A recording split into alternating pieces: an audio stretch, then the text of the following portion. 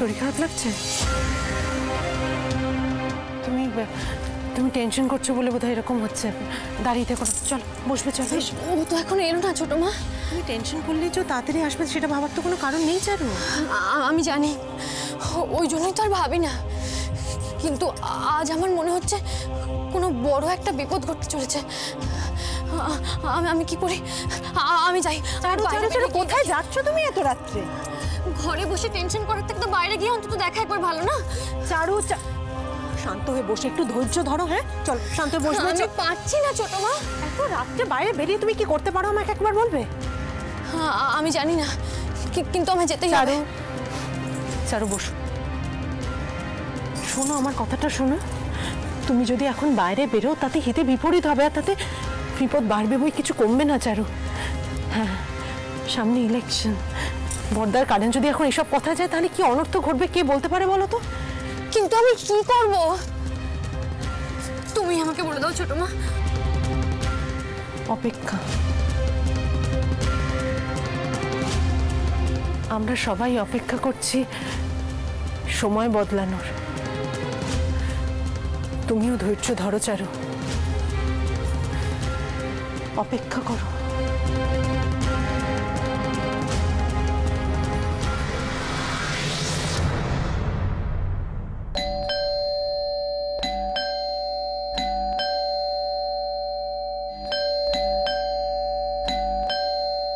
গুঞ্জন, গুঞ্জন, গুঞ্জন প্লিজ দরজাটা খোলো।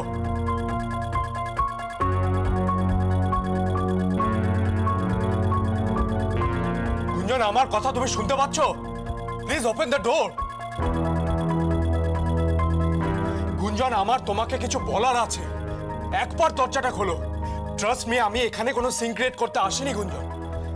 কটা জরুরি কথা বলার আছে তোমাকে, প্লিজ দরজাটা খোলো। সেই জন্য আমি এত রাতে। গুঞ্জন প্লিজ, গুঞ্জন প্লিজ দরজাটা খোলো। গুঞ্জন,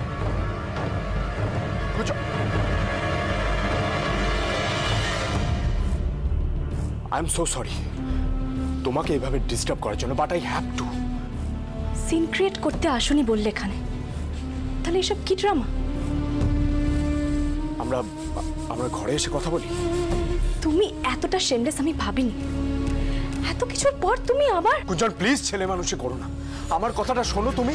Go to hell. গুঞ্জন, I hate you, Mihir. I hate you. গুঞ্জন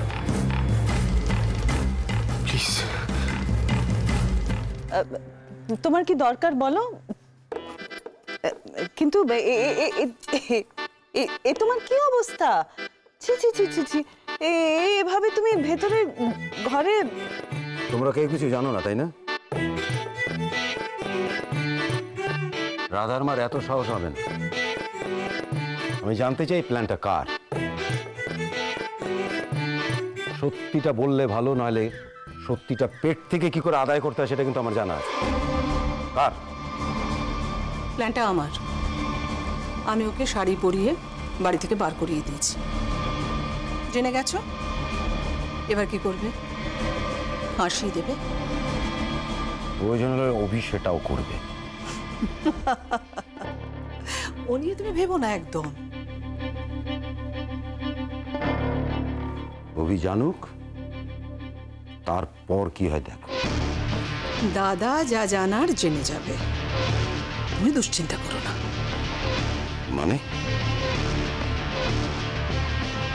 মানে জানতে পারবে, তবে আপাতত সাসপেন্সটা থাক।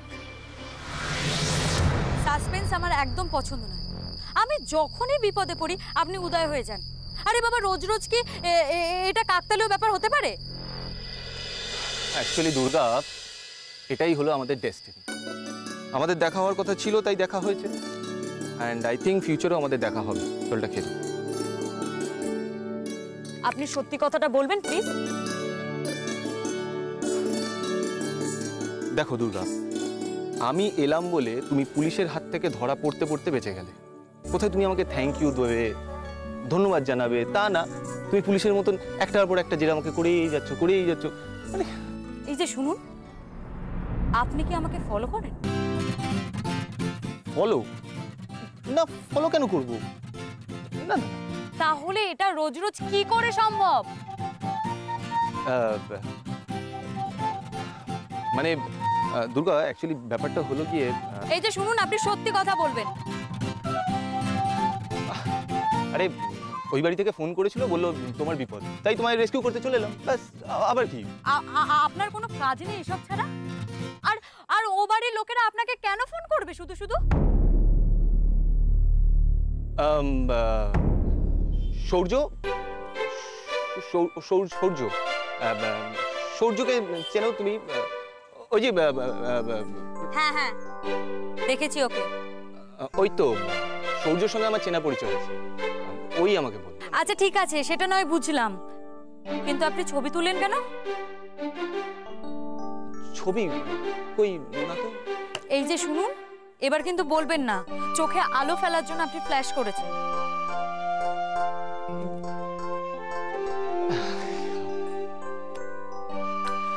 দুর্গা, তুমি কি যে মানে একদম ঠিক, একদম ঠিক বলেছো তুমি।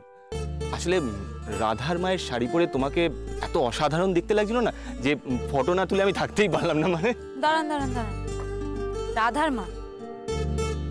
আচ্ছা আপনি কি করে জানলেন আমি রাধার মার শাড়ি পরেছিলাম?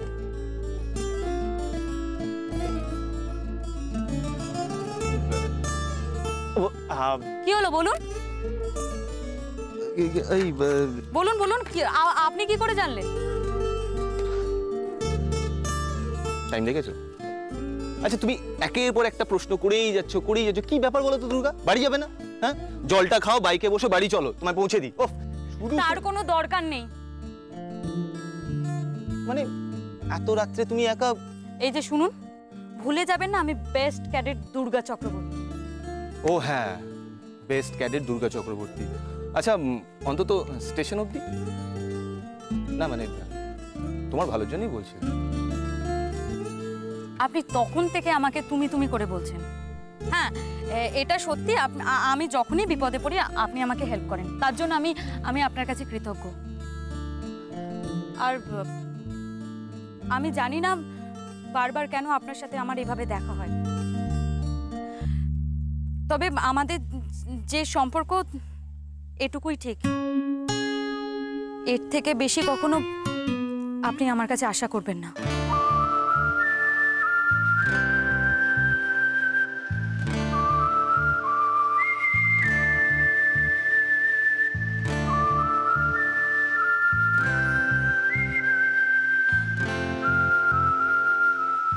থ্যাংক ইউ জলের জন্য। আসছি। দুর্গা, দুর্গা শোনো,